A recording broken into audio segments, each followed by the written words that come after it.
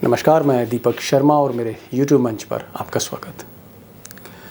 दोस्तों, 2019 की जीत पर जिस अमित शाह को मोदी जी ने मैन ऑफ द मैच कहा और जिसे पूरी भाजपा ने चाणक्य का खिताब दे डाला, वही अमित शाह आजकल हर मोर्चे पर नाकाम हो रहे हैं। और महाराष्ट्र में तो जैसे उनका हर ऑपरेशन ईडी का, सीबीआई का, आईटी का ऐसा फेल हो रहा है कि भाजपा को फायदा कम, नुकसान भारी है। अब ताज़ा आंकड़ा देखिए। ये जो ताज़ा आंकड़ा है ये जानी मानी सर्वे एजेंसी सी वोटर का है और ये आंकड़ा जो है शरद पवार की पार्टी तोड़ने के बाद, एनसीपी को स्प्लिट करने के बाद एक बड़े ऑपरेशन के तहत, जी हाँ, चाणक्य ने एक बड़ा ऑपरेशन किया ईडी का, इनकम टैक्स का, और शरद पवार की पार्टी को तोड़ दिया, स्प्लिट कर दिया। उसके बाद का ये आंकड़ा है और ये आंकड़ा ऐसा है कि अगर मोदी जी देख लें तो हो सकता है सर चकरा जाए उनका, क्योंकि पार्टी तोड़ने के बाद शरद पवार की ताकत टस से मस नहीं। उनको 80% वोटर अभी भी एनसीपी का शरद पवार के साथ ही जाएगा और सिर्फ 20% वोटर एनसीपी का अजीत पवार के साथ जा रहा है, जिनको बड़ी मशक्कत के बाद, मेहनत के बाद, जतन के बाद, एक बड़े ऑपरेशन के बाद अमित शाह ने तोड़ा था। तो ये है नतीजा अमित शाह के इस ऑपरेशन का। अब दोस्तों, ऐसा कहा जाता है कि मोदी जी ने अपने चाणक्य को टास्क दिया था, असाइनमेंट दिया था कि अगर शिवसेना की तरह शरद पवार की पार्टी एनसीपी को भी तोड़ दिया जाए तो कहीं ना कहीं बीजेपी, जिसकी हालत बड़ी खस्ता है महाराष्ट्र में, उसका वोट शेयर बढ़ सकता है। शिवसेना तोड़कर, एनसीपी तोड़कर कहीं ना कहीं मोदी जी के जहन में ये प्लान था कि बीजेपी का वोट शेयर बढ़ेगा, परसेंटेज बढ़ेगा, तो फिर सीटें भी बढ़ेंगी। लेकिन हुआ क्या? हुआ ये कि जब चाणक्य ने एनसीपी को तोड़ा, शरद पवार की पार्टी को तोड़ा, तो नेता तो तोड़ दिए, वोटर नहीं तोड़ पाए। पार्टी टूट गई, वोट नहीं टूटा। और यहीं पर चाणक्य का ऑपरेशन बुरी तरह से फेल हो गया। अब सवाल इस बात का है कि क्या दो बड़ी पार्टी तोड़ने के बाद, उद्धव ठाकरे की शिवसेना, शरद पवार की एनसीपी, इन दोनों पार्टियों को तोड़ने के बाद, एक बड़ा ऑपरेशन करने के बाद, क्या फिर भी बीजेपी की हालत खराब हो रही है दिन ब दिन? और क्या महाराष्ट्र, जो उत्तर प्रदेश के बाद दूसरा सबसे बड़ा राज्य है in terms of Lok Sabha seats, क्या महाराष्ट्र हाथ से निकल रहा है मोदी जी के? और क्या महाराष्ट्र हाथ से निकला तो 2024 भी मोदी जी के हाथ से निकलेगा? अब दोस्तों, कहीं तो चाणक्य के जो ऑपरेशन फेल हो रहे हैं वो मोदी जी को बेचैन कर रहे हैं, लेकिन मोदी जी को जो महाराष्ट्र के आंकड़े हैं, जो स्टैटिस्टिक्स है, जो फिगर है, अरिथमेटिक है, वो भी बेचैन कर रही है। मिसाल के तौर पर एक और आंकड़ा आप देखिए। अब ये 2019 का आंकड़ा है। 2019 में बीजेपी या एनडीए कह लीजिए, इसने महाराष्ट्र स्वीप किया था। 48 में से 41 सीटें मोदी जी ले गए थे, हालांकि उद्धव साहब का साथ था उनका। 41 सीट्स बीजेपी ले गई, मोदी जी ले गए। और जो अदर्स था, यानी शरद पवार, कांग्रेस वगैरह, इनको मिला था 7 सीट्स मिली। लेकिन अभी जो फिर से सर्वे हुआ कि महाराष्ट्र की मौजूदा स्थिति क्या है, प्रेजेंट सिचुएशन क्या है पॉलिटिकल, अगर उसमें वोटिंग हो जाए तो फिर कितनी सीटें आएंगी, तो अभी कुछ महीने पहले की जो स्थिति थी उसमें एनडीए 41 से घटकर 14 पे आ गई। और जो अदर्स थे, जो 7 पे खड़े थे, यानी महाविकास आघाड़ी अब आप कह सकते हैं, उसका जो नया रूप, वो 7 से 34 पर चले गए। और ये जो आंकड़ा है, इसी आंकड़े को देखकर, इस आंकड़े से परेशान होकर एनसीपी को तोड़ा गया था कि कहीं ना कहीं वोट शेयर बढ़ें, सीटें बढ़ें। लेकिन जब ये ऑपरेशन हुआ, शरद पवार की पार्टी को तोड़ा गया, अजीत पवार, प्रफुल्ल पटेल, छगन भुजबल, इस तरह के नेता एनसीपी से तोड़ कर लाए गए, तो उम्मीद ये हो रही थी कि बीजेपी की जो टैली है 14 से शायद 20-22 तक पहुंचे। लेकिन पब्लिक का जो मूड देखा, जो मराठी अस्मिता का मूड है, या शरद पवार जैसा छत्रप नेता जो 83 साल की उम्र में भी अभी भी चैलेंज दे रहे हैं, इन सब के हाल देख के जो सिंपैथी मिली है, लोग ऐसा कह रहे हैं कि हो सकता है कि जो 14 सीटें थीं कुछ महीने पहले, ये घटकर मोदी जी के खाते में कहीं 10 से कम सीटें ना रह जाएं महाराष्ट्र में, और महाराष्ट्र गया तो 24 का खेल भी गया। अब दोस्तों परेशानी क्या है? मोदी जी के माथे पर चिंता की लकीरें क्यों हैं? मोहन भागवत क्यों परेशान हैं? सिर्फ अमित शाह ही फेल नहीं हो रहे। अगर आप देखें तो बीजेपी हर राज्य में, हर सूबे में कहीं ना कहीं उसका रंग उड़ रहा है। और जो हाल महाराष्ट्र का है वही हाल बाकी प्रदेशों में भी है, बिहार का भी है, बंगाल का भी है। और अगर आपकी अनुमति हो तो एक आंकड़ा मैं आपको और दिखा दूं, पिक्चर और क्लियर हो जाए। और ये आंकड़ा आप देखिए, महाराष्ट्र में जहां 48 में से 41 सीट मिली थी बीजेपी को 2019 में, बिहार में जहां नीतीश जी के साथ स्वीप किया था 40 में से 39 सीट ले गए थे, और बंगाल में भी परफॉर्मेंस अच्छी थी, रिकॉर्ड तोड़ा था, 18 सीट ले गए थे 42 में से। और कुल मिलाकर ये जो 3 राज्य हैं, महाराष्ट्र, बिहार, बंगाल, 130 में से 98 सीटें मोदी जी ले गए थे। आप यूं कह सकते हैं कि जो सरकार बनी उसमें इन 3 राज्यों की बड़ी भूमिका थी, सीटों की बड़ी भूमिका थी। और अगर ये 100 सीटें अगर कम हो जाएं, या 100 में से अगर 50 सीटें कम हो जाएं, तो सोचिए बाकी देश में क्या होगा बीजेपी का, और फिर फाइनल स्कोर मोदी जी का 2024 में क्या होगा। शायद यही सपने देख देख कर लोग ऐसा कहते हैं कि मोदी जी या अमित शाह आजकल देर से सोते हैं। अब दोस्तों अभी तो आपने एक ट्रेलर देखा बंगाल में, बिहार में, आपने ट्रेलर देखा महाराष्ट्र का। मैंने तो छत्तीसगढ़, मध्य प्रदेश, राजस्थान, कर्नाटक की बात ही नहीं की आज।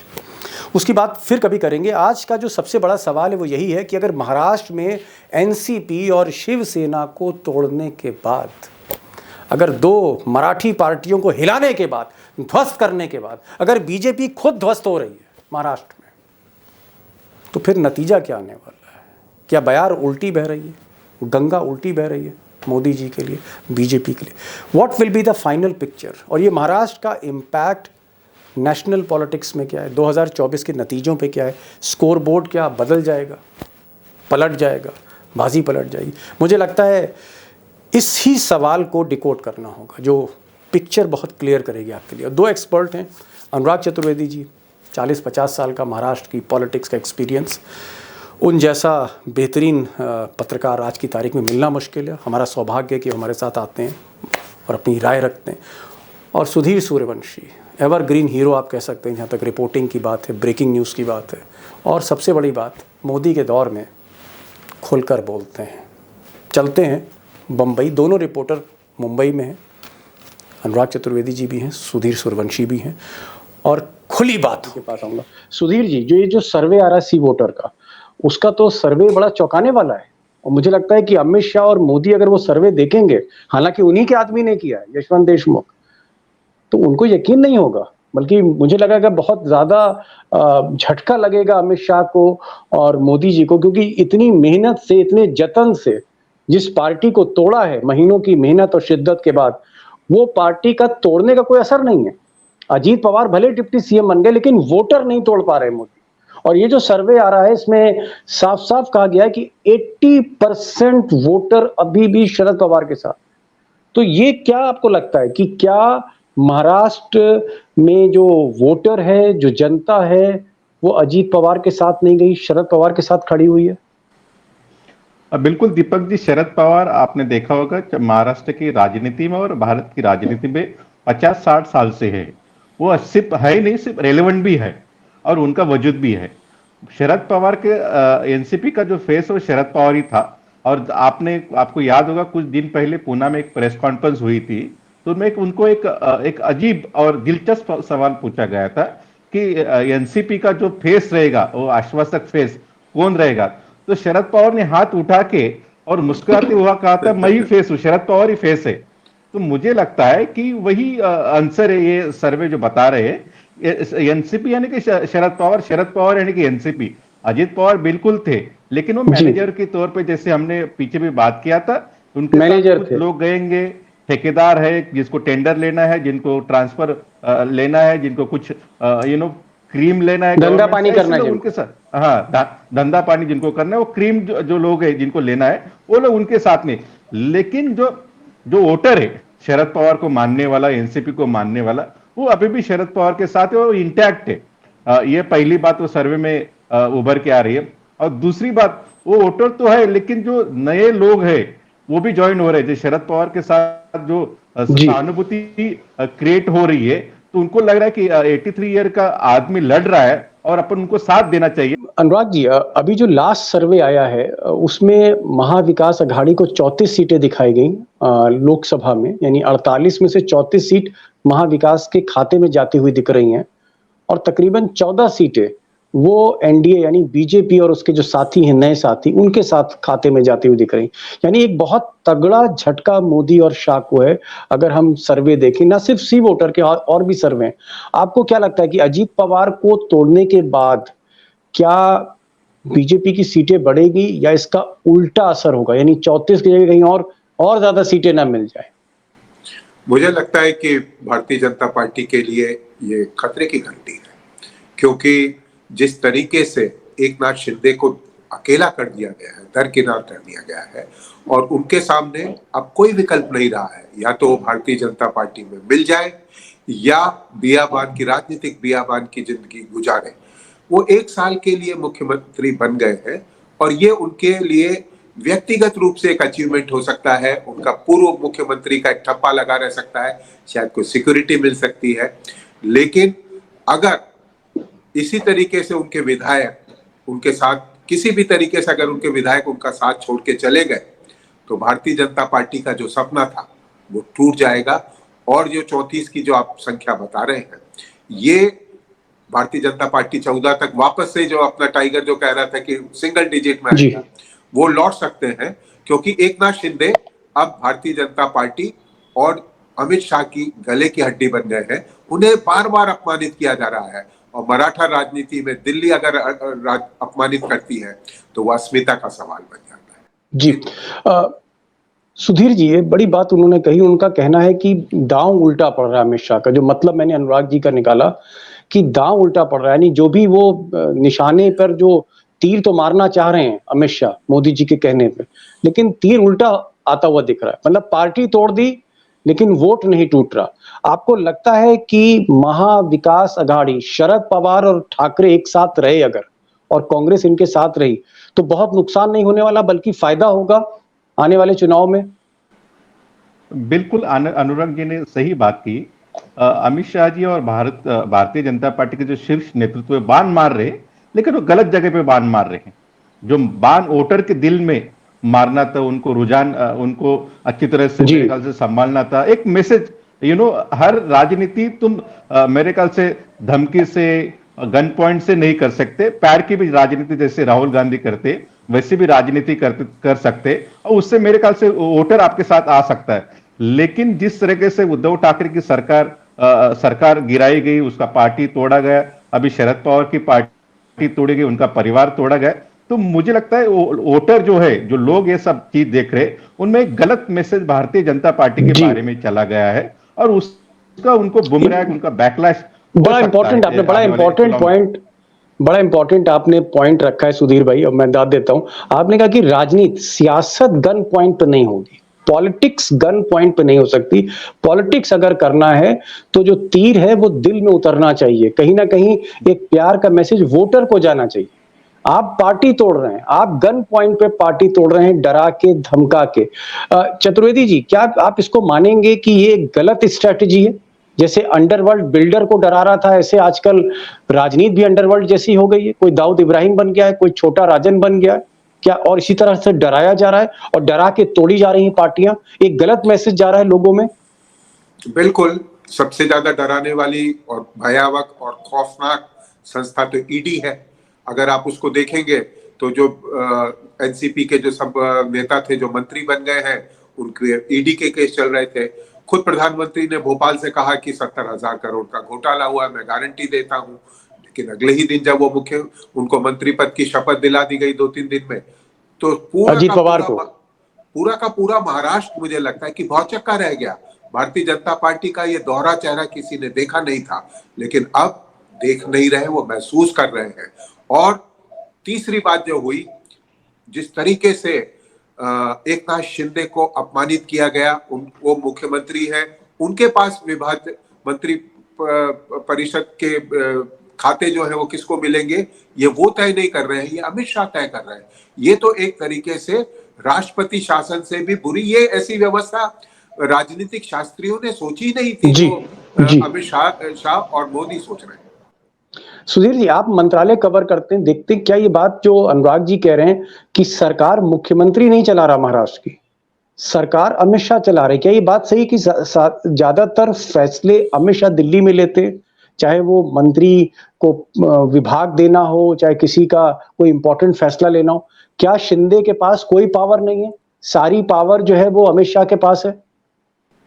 देखो दीपक जी, मैं ऐसा डायरेक्ट बयान और क्लेम नहीं कर सकता कि अमित शाह सरकार चला रहे, लेकिन जिस तरीके से घटना घट रही है, देखो महाराष्ट्र में कैबिनेट एक्सपांशन करना है तो दिल्ली शिंदे को जाना पड़ता है, अजीत पवार को फाइनेंस और बाकी एग्रीकल्चर जैसे कृषि जैसे पोर्टफोलियो लेना है तो उनको दिल्ली जाना पड़ता है, तो महाराष्ट्र में कुछ बड़ी चीज करना है तो उनको दिल्ली जाना पड़ता है।